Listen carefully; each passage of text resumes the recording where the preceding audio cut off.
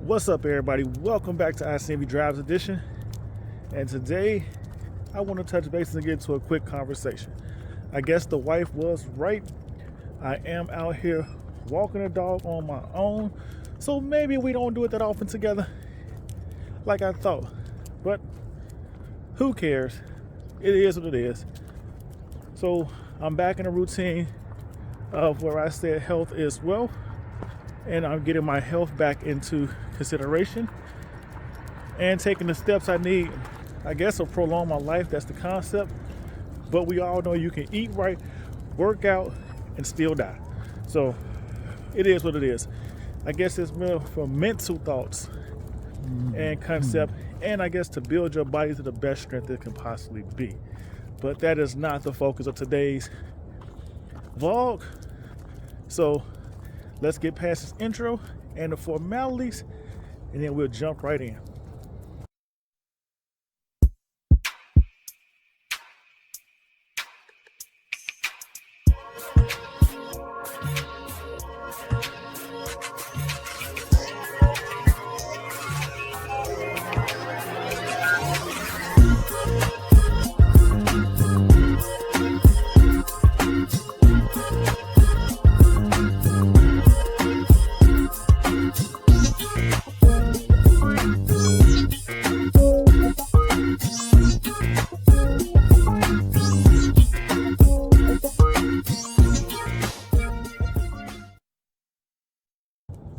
All right, so for those of you who don't know, my name is Show, and this is ICNV Drivers Edition.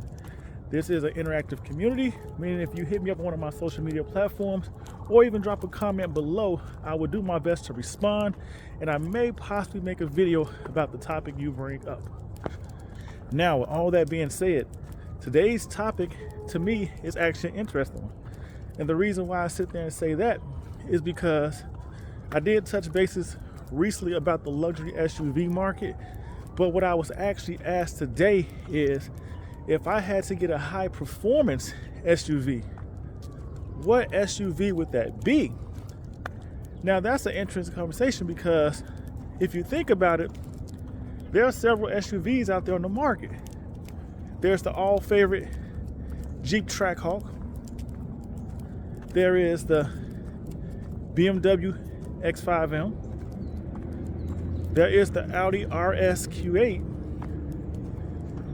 There is the Aston Martin DBX. I forgot what actual version it's called, but I'll show you the comments, that pushes out like 700 horsepower.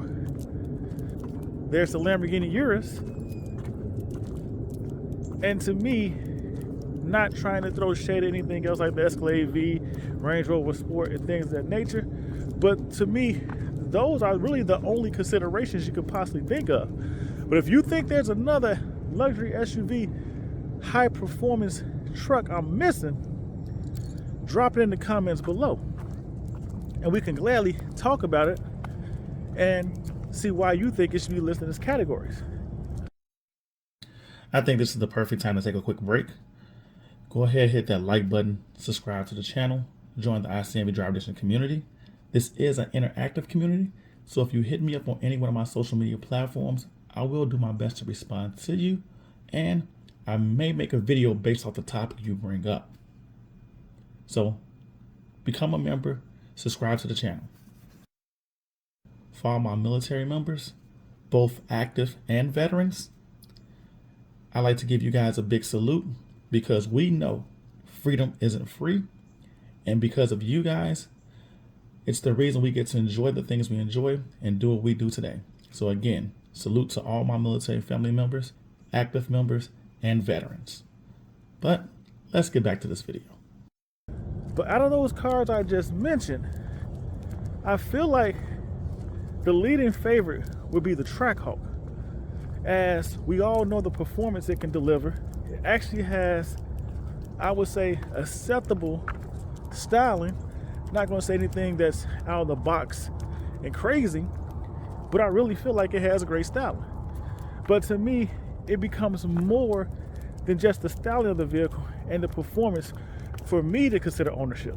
So if I was looking out for all out raw power, and I would say not bold styling, But playing it safe styling, then the Trackhawk would be the answer for me. But it's not. So what else do I consider? Well, many of you know I am a fan, a huge fan of the Aston Martin DBX.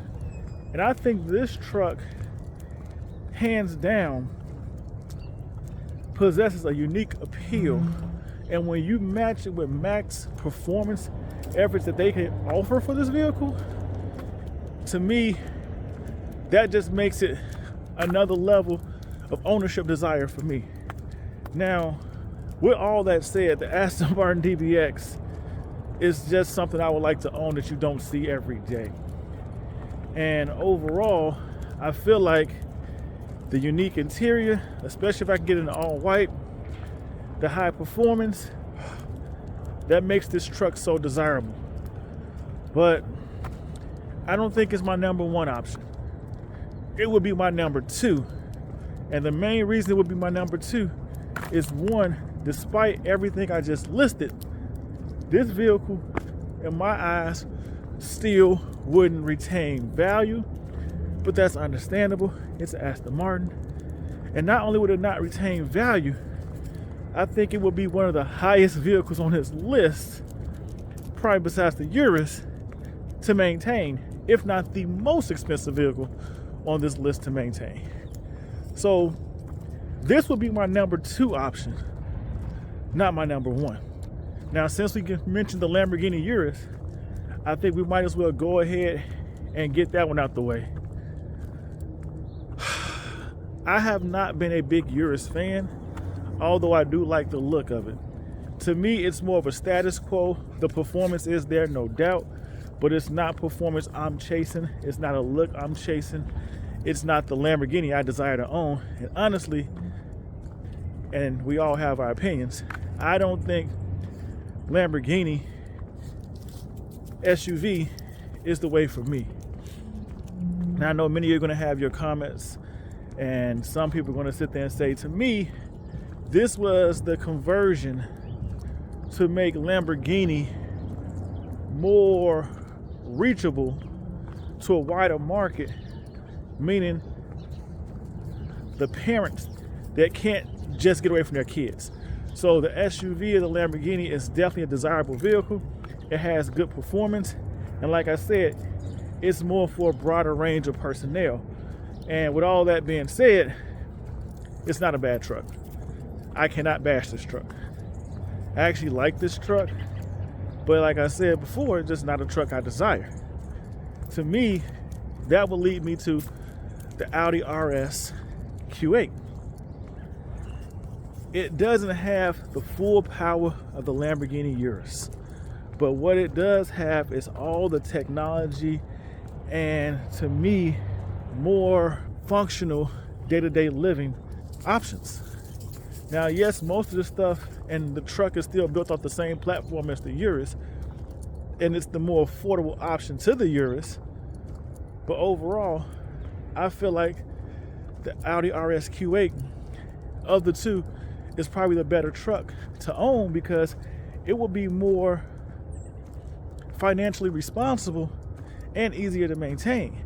So why spend top dollar for a Urus when you can get a lot of the performance, the same look almost, and pretty much the same interior platform as everything else at a cheaper cost?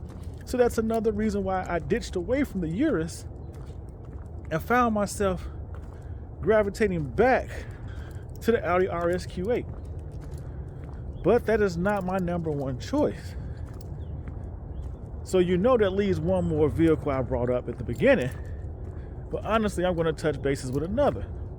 Because we're talking about the Lamborghini and the Audi, you know Porsche has a Turbo S version of the Cayenne that's pretty much sharing the same platform. And I'm pretty sure most of you are going to drop in the comments, what about the Porsche? What about the Porsche? Well, I was never a huge fan of the Cayenne styling. So that's one reason why I didn't bring it up, because remember, I said high performance luxury SUVs that I would consider. But I'm not going to lie to you. if it was given to me for free, if I was given one to drive for a week, maybe that would change my mind. But I would rather have the Audi RS Q8 over the Porsche. That's really just personal preference, not bashing Porsche, but I really feel like I haven't been a Porsche guy. And not only that, it's something about owning a Porsche that I feel like it has to be a 911 to be authentic. And if I'm going to go Porsche, maybe even a Panamera. Yeah, I've been thinking about a Panamera, but we can get into another conversation. But so far, I've listed all these vehicles. And honestly, the vehicle I would get is the one I haven't mentioned yet. And for me, for some reason, maybe it's the interior. The interior is just as beautiful, I would consider, as the Aston Martin DBX. And that is the BMW X5M.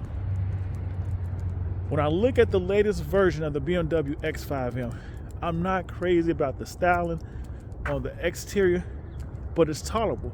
To me, it goes back to the safeness of the Jeep Trackhawk. It's something familiar.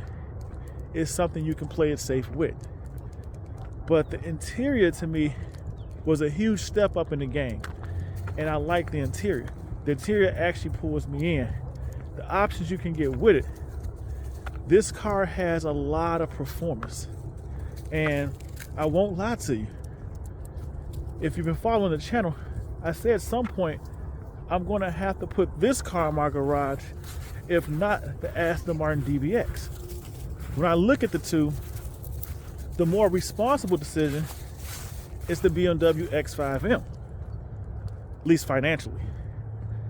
So I go back and forth all the time between these two vehicles, and honestly, at some point, you probably will see at least one of them in my garage and on the channel. So my number one pick would be the BMW X5M. Let me know what you think of this truck, the interior, and do you agree with my decisions? I'm sure many of you won't, because I think the X5M has threw a lot of you guys for a loop, but that would be the high performance vehicle I choose and I will add to my garage. So let me know out these vehicles I listed, which one you would add to your garage and why. I'm really interested to hear that. But for now, we're going to go ahead and close this video out. This was an interesting vlog and I enjoy having it with you guys in this conversation. I'm going to continue my walk with my dog. So, ICNV Driver's Edition, go ahead and hit that like button. Subscribe to the channel. Join the ICNV Driver's Edition community. Again, we are an interactive community, which means if you hit me up in the comments below or on any one of my social media platforms, I will do my best to respond, and I may make a video about the topic you bring up. But as always, chase your dreams, build your visions. Don't let anybody discourage you for doing this. And remember, it is okay to be unique. And as always, stay safe, stay blessed, and I will see you in these streets. Peace.